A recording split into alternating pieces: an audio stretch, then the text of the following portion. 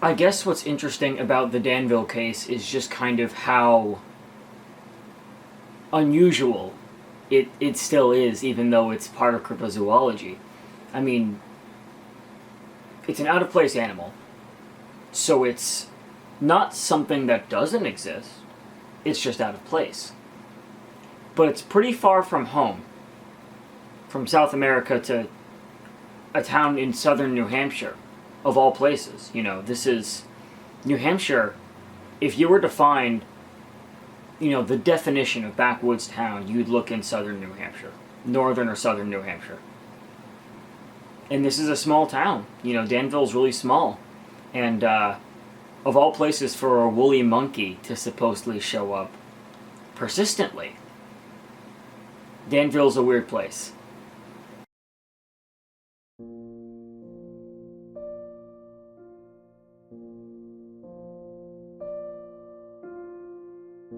So Danville is, super tiny. We went there something like the 15th of June. And it was so interesting because Danville reminds one of, small town New England. And Danville's pretty historic. I mean, Danville was founded as Kingston back in the mid to late 1700s. It was established as Kingston, and then it separated in the late 1700s and was Hawk for a while. And it was Hawk for a pretty long time, actually. Super small town still, So in 1836, the town got together for a town meeting. And again, at the time it's called Hawk. It was named after a British admiral. And they decided to change the name to Danville. And it's been Danville ever since. And, Danville has a long history of, whatever you have in New England, really. It has an interesting system of how towns kind of split apart from when they first start. A lot of New England has that, A lot of New England is started as one big town and then separates into smaller towns. So that's kind of a quaint little feature. But, a lot of the history of Danville can be found in the library that's there. And the library is kind of, in a way, it's the genesis of this case, this weird case. And so, for a matter of fact, is the whole splitting apart from other towns thing, because the first iteration of Danville was Kingston.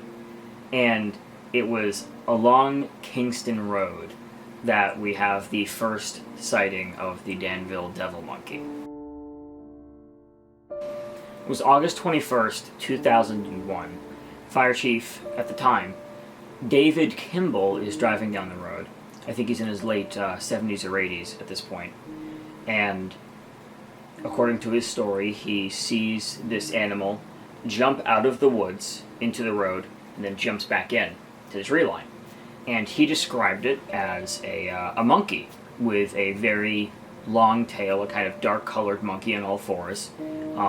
I think he said the tail looked to be about 6 feet long, so, at least in proportion to the monkey's body, a considerably long tail.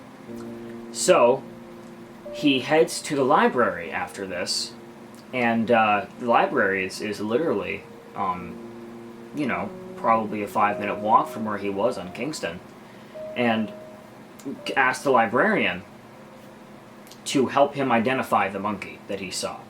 Because they have, books on animals and books on wildlife and natural subjects. And so flipping through the books, he finds Humboldt's woolly monkey. And he says, this is what I saw. Exactly. I saw a Humboldt's woolly monkey. And so is born the story of the Danville devil monkey. Papers run with it. And there's some subsequent reports. There was one report where a kid said that some peanut butter cookies went missing from his treehouse, and he thought that the monkey did it. And of course, you have people who say out in their yards at night and during their time they're hearing these weird noises from the woods that sound like a monkey. So, there is some kind of, there's some build-up after the initial incident. There's some build-up in the sense that the story builds. So that's kind of what made the Danville devil monkey, I think, so popular, was that, it was just so weird. it was probably the weirdest thing that a fire chief had ever gone so public with in New Hampshire at the time. The only reason it didn't get more press is because 9/11 happened soon afterwards, and of course newspapers and news articles were much more focused on that tragedy. So the Danville Devil Monkey story got kind of buried over time, but was nichely known, and the town, of course, knew very much about it. So, the first order of business on any kind of investigation is to establish a knowledge of the area. We actually went to the library that the fire chief went to, that Kimball went to, and asked for some information on the case. The librarian who we spoke to was, he declined an interview. He is the librarian who the fire chief talked to's son. And he was able to tell us the fire chief had passed away, and he himself thought that the chief had probably seen a raccoon and that in his old age had not had the eyesight to properly tell what it was. And there's a lot of similarities, if you blur images of course, between images of raccoons and images of woolly monkeys. At the same time, it's a guy who's lived in New England for a long time and serves as a fire chief there, but who knows? So we decided to investigate ourselves. So we go into the woods and we see what's out there. So it seems we're around a marshlands, a farm area. We're in the woods right now, like right next to a marshlands, with a lot of tall grass and a lot of plants and trees. So my impressions of the devil monkeys, it was going to be a long and thin quadruped who would stand on all fours a lot more than on both legs, and it would have a long tail as well. So I expected bigger than a human, so it would be probably as long as a cheetah. So if you were to see a long cheetah with long arms and limbs, that's basically what I would be imagining, with dark skin or dark fur in this case, and just a long tail. After having that impression and after me showing you what a woolly monkey looked like, what did you think when I showed you that? I completely, my impression of the situation, completely changed.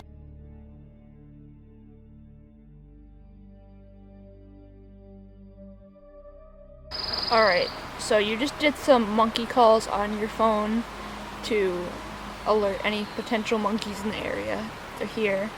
And now we're just sitting down, waiting to hear a monkey. When we first set out and I told you about this story, what were your thoughts on it? Oh, if you want to know the absolute truth, I thought it was a load of I mean, this is a pretty cold area, especially this time of year. And when the sighting happened, it was around this time of year, right? It was August, yeah. Yeah, it was August. So I really don't believe anything could have plausibly happened. I mean, it's like 55 today. I mean, a monkey's not going to be up at 55 degrees, I don't think.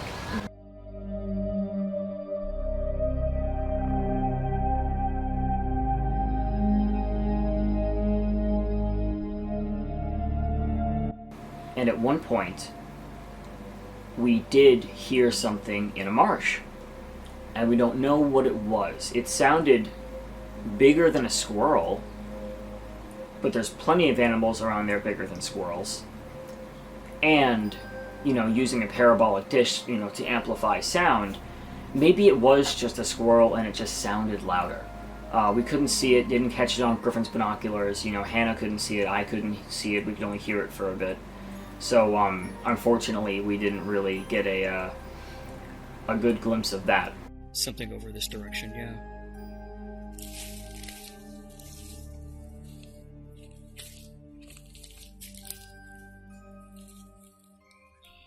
Stop for 1 sec, bro.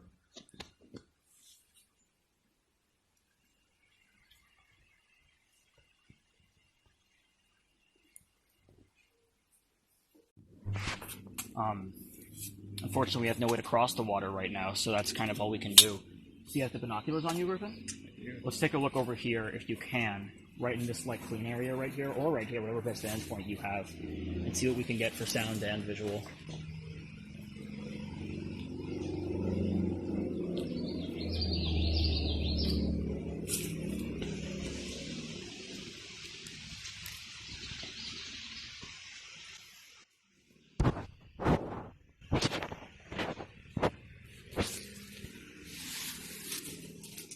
Oh, I'm hearing it again now. There was a branch above you that fell. Yeah, I heard something up above. Yeah, that's what I heard then. Yeah, whatever it was has moved on. Well, that was interesting.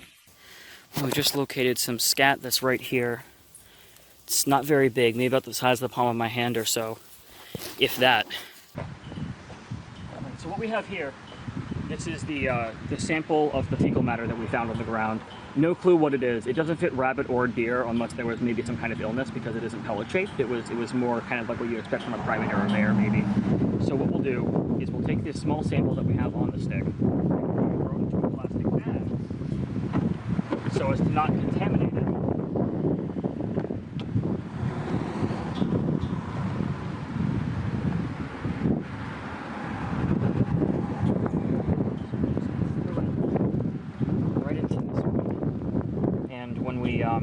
Get back to a place where we can properly examine it. We'll probably look at it under a microscope and hopefully be able to identify, at the very least, what's been eaten. And hopefully through the actual physical makeup of the fecal matter, we can determine what animal left it behind. We did find that scat. And so you know, examining that, it's probably bear scat. It looks to be the same consistency, but still an interesting find. We even made attempts, actually, to talk to the librarian who the fire chief had spoken to, as well as the someone who was on, I think, animal rescue when all that went down.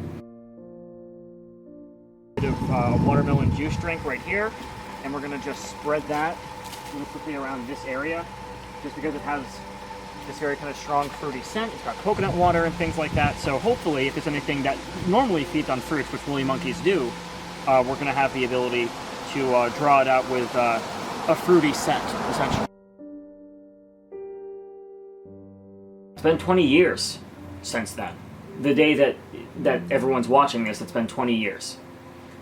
And, you know, it's one of those stories that I think will always be a bit of an urban legend. I mean, everyone's opinion, even the librarians and animal rescues, was that he had misseen a raccoon or, you know, something along those lines. One point everyone brought up was that, you know, New England's so cold.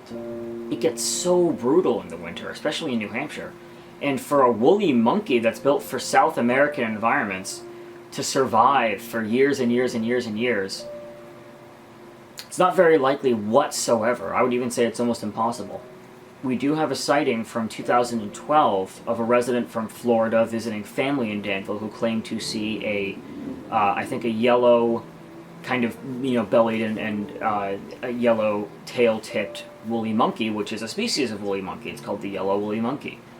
So, you know, the story lives on. Whatever it is, it lives on. I believe now that what the firemen saw was a raccoon. Judging by the size and how chubby the woolly monkey's limbs were, I genuinely think that they could be mistaken as a raccoon. Did your feelings on that grow or change as we went down Kingston Road and got into the woods a little bit? No, not at all. Because I saw a deer track, bear track, and I don't know.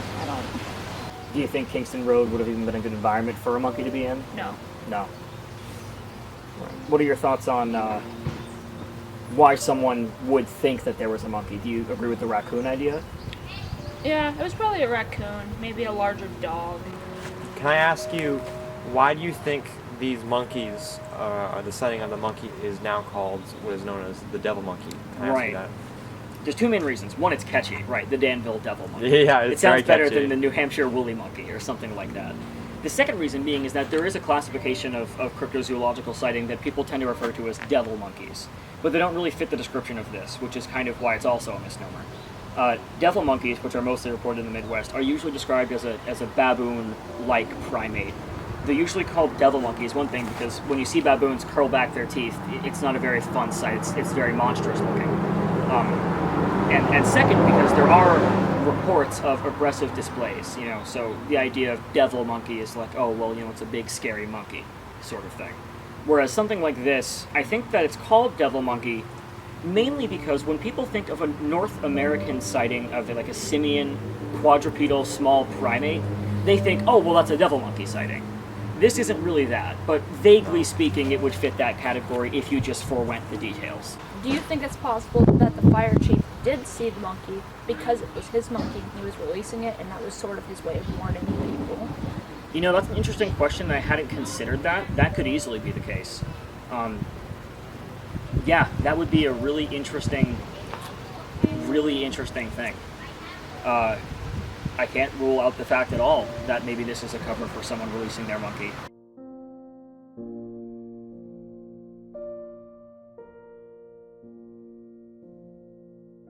We didn't find any signs of monkeys, but we got a really cool look at a really fun story. And, you know, who knows? Who knows?